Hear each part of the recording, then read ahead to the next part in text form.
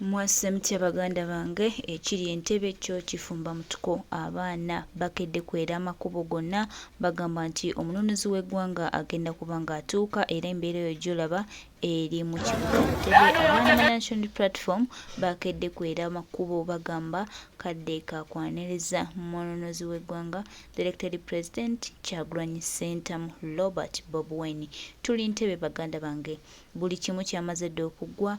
Abaana b'Entebbe nga mukedde, abaana b'Entebbe kigenda kutokota. Tuli Entebbe bakwano, tuli Entebbe tubategeeza nti omununuzi w'eggwanga the elected president of Uganda Kyagulanyi Ssentamu Robert Bobi agenda kuba akomawo ng'ennaku z'omwezi 5. Twagala kusuula gavumenti y'omumpembe ono yosiitibwa habulwa n'akabinja ke kano akamazeewo bannansi embeera bw'ekyo bw'eri mu kibuga Entebbe era nga buli kimu kiri set. Hello Uganda, kigenda kutokota anti Entebbe olunaku lwakuna tubulayo ennaku 3 bweziti tununule eggwanga lyaffe.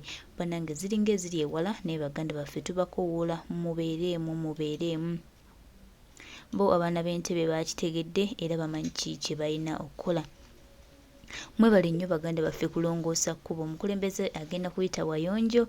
Banange ssanyu gyerere baganda baffe mwenna abeerekereza akadde kammwe ne mujja mulongoose ekkubo.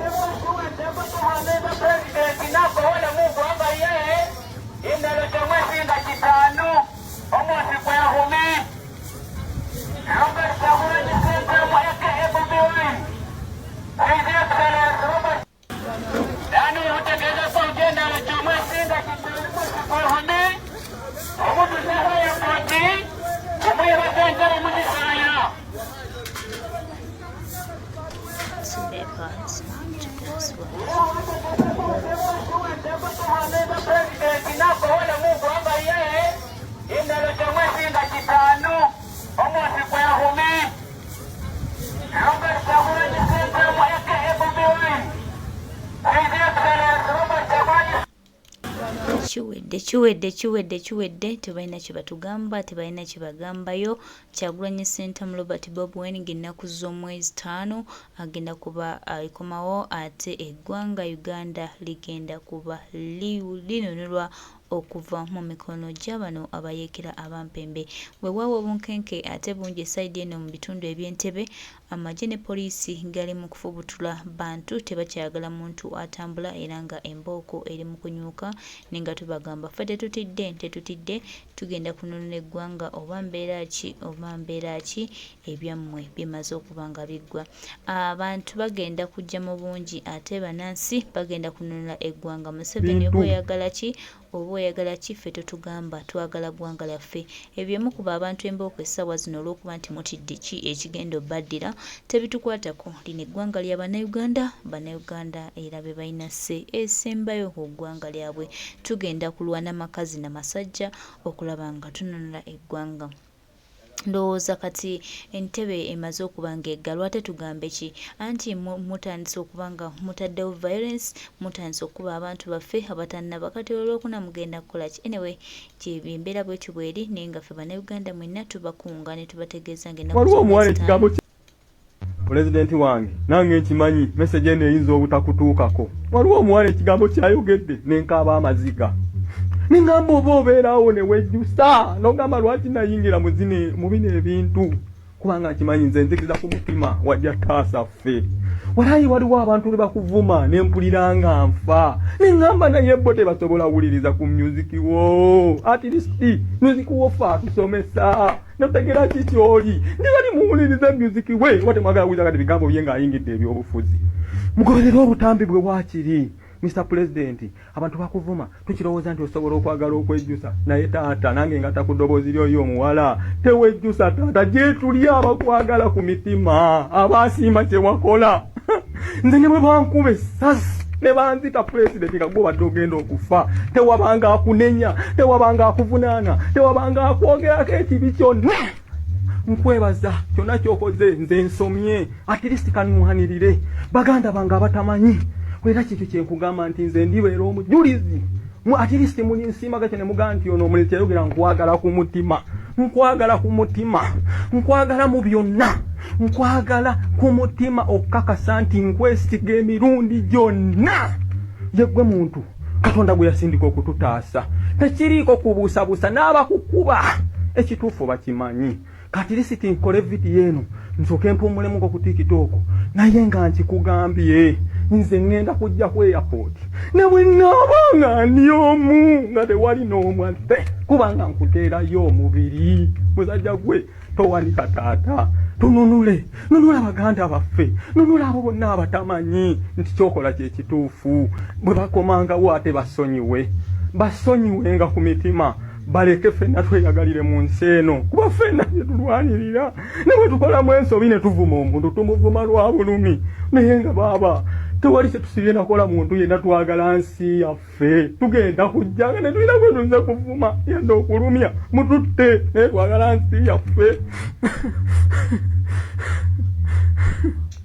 eyinza obutakutuukako waliwo omuwala ekigambo kyayogedde nenkaaba amaziga ningamba oba obeerawo ne wejjusa nogamba lwaki nayingira mu bino ebintu kubanga nkimanyi nze nzikiriza ku mutima wajja taasa ffe walayi waliwo abantu be bakuvuma ne mpulira nga nfa ningamba naye bo tebasobola wuliriza ku musiki wo at least musiki wo ffe atusomesa notegera kiki oli ndibali muwuliriza musiki we oba temwagala kuwuliriza kati bigambo bye ng'ayingidde ebyobufuzi mugoberere obutambi bwe waakiri Mr. President, abantu bakuvuma tukirowooza nti osobola okwagala okwejjusa naye taata nange ngata ku ddoboozi lyoyo omuwala tewejjusa taata gye tuli abakwagala ku mitima abaasiima kye wakola nze ne bwe bankuba essasi ne banzita president nga gwe badde ogenda okufa tewabanga akunenya tewabanga akuvunaana tewabanga akwogerako ekibi kyonna nkwebaza kyonna kyokoze nze nsomye at least kanwanirire baganda bange abatamanyi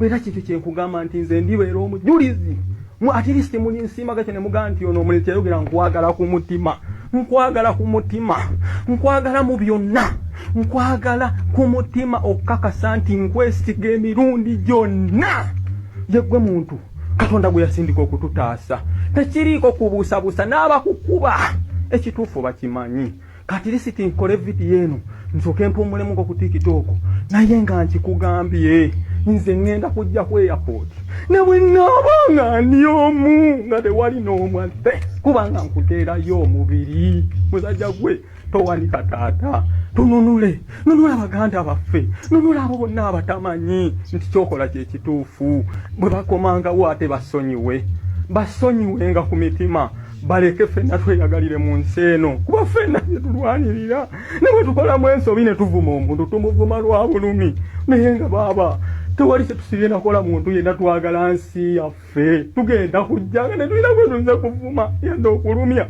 mututte naye twagala nsi yaffe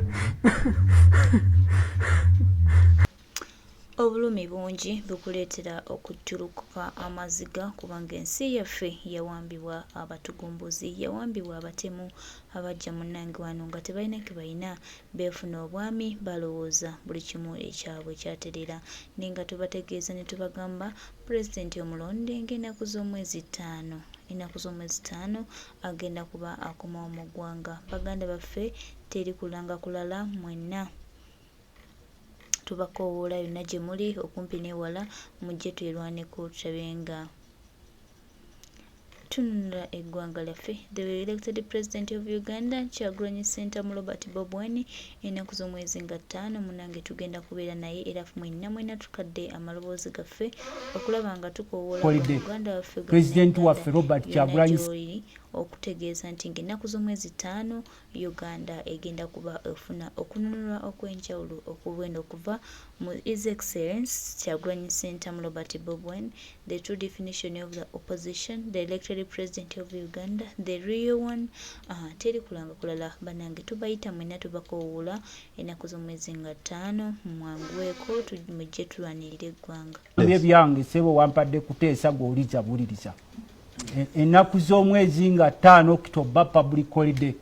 President waffe Robert Kyagulanyi Ssentamu agenda kukomawo mu nsi yeewaabwe ng'ava e Bulaaya gy'abadde. N'olwekyo tusaba bakulu aba state, please don't panic. Don't panic. We are seeing a lot of panicking everywhere. N'ekisaawe eky'Entebbe mugjeewo security. Abalala mugijje mutimudde. Please don't panic. His Excellency Robert Kyagulanyi Ssentamu is coming back. And on Thursday, 5th October is going to be a public holiday. And public holiday si abali abatalaba naye ab'enkyukakyuka. So n'olwekyo tetusuubira abantu wa nkyukakyuka genda kukola ng'omukulembeze akomawo mu nsi ye gy'abadde e Bulaaya. Ekyo maze okukirangirira gwoba oli weewaffe Bulemeezi oba oli waawa. 5th October is a national public holiday for all Ugandans abeettanira enkyukakyuka. Era sebo naawe tukwetaaga okulaba na bano mwenna sebo tujja okubalaba kuba tuli ku mayengo ga mpewo. Public holiday declaringibwa Ministry of Public Service. Nze nkugambye eno yaffe namwe muli bwaddembe okudikiralinga eyammwe n'eno yaffe yange sebo wampadde kuteesa g'oliza buliriza. Ennaku z'omwezi nga 5 October public holiday. President waffe Robert Kyagulanyi Ssentamu agenda kukomawo mu nsi yeewaabwe ng'ava e Bulaaya gy'abadde. N'olwekyo tusaba bakulu aba state, please don't panic. Don't panic. We are seeing a lot of panicking everywhere. N'ekisaawe eky'Entebbe mugjeewo security. Abalala mugijje mutimudde. Please don't panic. His Excellency Robert Kyagulanyi Ssentamu is coming back. And on Thursday, 5th October is going to be a public holiday. And public holiday si abali abatalaba naye ab'enkyukakyuka. So n'olwekyo tetusuubira abantu wa nkyukakyuka genda kukola ng'omukulembeze akomawo mu nsi ye gy'abadde e Bulaaya. Ekyo maze okukirangirira gwoba oli weewaffe Bulemeezi oba oli waawa. 5th October is a national public holiday for all Ugandans abeettanira enkyukakyuka. Era sebo naawe tukwetaaga okulaba na bano mwenna sebo tujja okubalaba kuba tuli ku mayengo ga mpewo. Public holiday declaringibwa Ministry of Public Service. Nze nkugambye eno yaffe namwe muli bwaddembe okudikiralinga eyammwe n'eno yaffe. It's a public holiday for Ugandans. Emaze okuba nga edikilayingibwa omukulu Honorable Lutamaguzi Ssemakula byonna abyogedde. Munnayuganda tukutegeeza ng'ennaku z'omwezi 5 olunaku lugenda kuba lwakuna omwaka guno gwennyini wiiki eno yennyini tugenda kunona omununuzi w'eggwanga, the elected president of Uganda Kyagulanyi Ssentamu Robert Bob Wine. Banange tubategeeza nti teri kulanga kulala. Tubategeeza nti baganda baffe twongera obajjukiza teri kulanga kulala. Akatengo ko tukalabye ku Entebbe International Airport naye nga tubategeeza omukulembeze w'eggwanga akomawo. Mwe mukola akatengo kammwe mwe mumanyi gye mugenda okulaga. Byonna ffe tubikoze, byonna tubyogedde, buli kimu tumaze okulaba nga tukikola nga bwe kirina okukolebwa. Naye tubategeeza nti abaana bajja ate aba security baba. Yes, His Excellency Kyagulanyi Ssentamu Robert Bob Wine agenda kuba akomawo mu ggwanga lye ng'ennaku z'omwezi 5. Ebirala tetwagala kumanya. Yose erina akabinjako bye muli mu kubala mubimale mwangweyo, temupanikinga. Eno Uganda si ya Museveni na family ye. Amagye temugayiwa. Uganda egenda kuba efuna obwetowaze kubanga tubadde mu kizikiza nga tunafuna dembe lyaffe tulina kufuna nga mwatuziba amaaso. Naye kaakati bannansi bazibusa amaaso beetaaga ggwanga lyabwe. Ebirala byonna tetwagala kumanya. Kyetwagala kwe kufuna eddembe ly'ensi yaffe ate naffe ne tubaako bwe tweyagala. Temupanikinga basebo, tubalaba tubamanyi n'ebigendererwa byammwe tubimanyi. Temukyalina kye mugamba ggwanga okuggyako okwesonyiwa eggwanga ne mutambula ne mubaako ewalala. Ennaku z'omwezi 15 baganda baffe tobaako ky'obuuza wabula kwata bukwasi ndowoozayo kwata bukwasi ntegeerayo jangu ogatte eddoboozi kuli Abannayuganda akakadde akalamba akamaze okutegekebwa akagenda okugenda mu maaso n'okujjayo n'okukima pulezidenti n'okuyingira state house naye weegatteko okukomyawo His Excellency Kyagulanyi Ssentamu abali mu jjiya twategedde nti abakulu mu state bafunye akatengo n'ekisaawe kati aba security babajjeyo eri ku kisaawe babatadde bakebere bateegere n'emmanga mu president bw'anaabazze kigenda kubasukkirirako. Please don't waste your time. Ebiro by'enkyukakyuka byatuuse.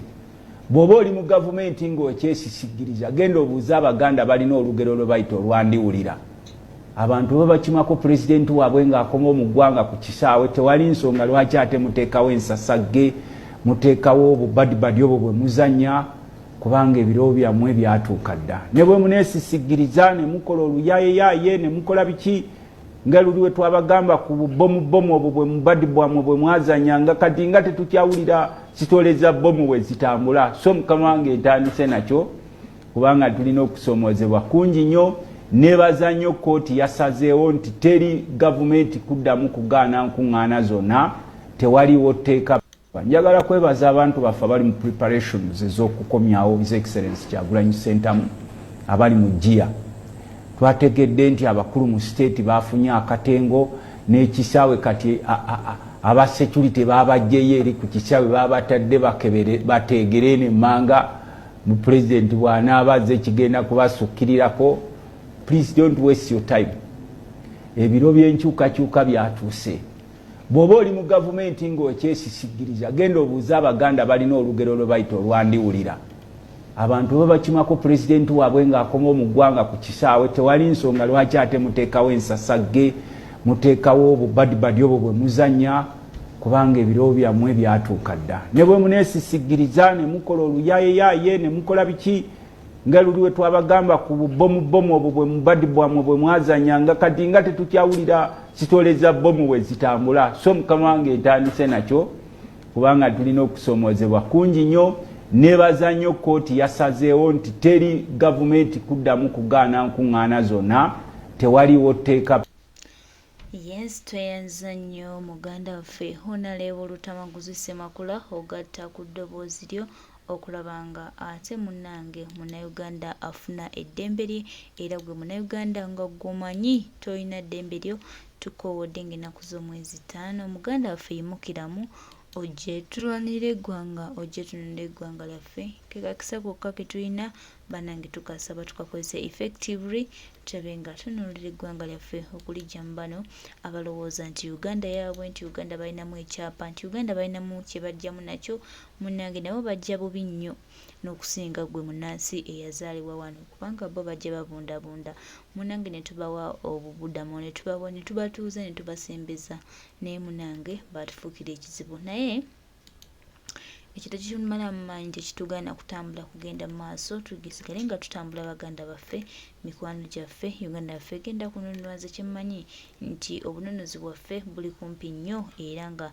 tubategeeza bamikwano Baganda baffe yonna gye muli mwebale kulwana mwebale kwagala ggwanga lyammwe era temujjangu okwo tubasuubiza nti eggwanga lyaffe ligenda kufuna okununulwa era tugenda kubeera abawanguzi. Bagenda tusomako mu bitabo by'abawanguzi abo abaayimusa amaloboozi gaabwe ne balwanirira eggwanga lyabwe bwe batyo ne bawangula yenno yeffe be bagenda okuba nga basomako ebintu ng'ebyo. Twekulisa ne twekulisa okulaba nga Mukama Katonda atukwatiddeko ate ne twetuusa wano.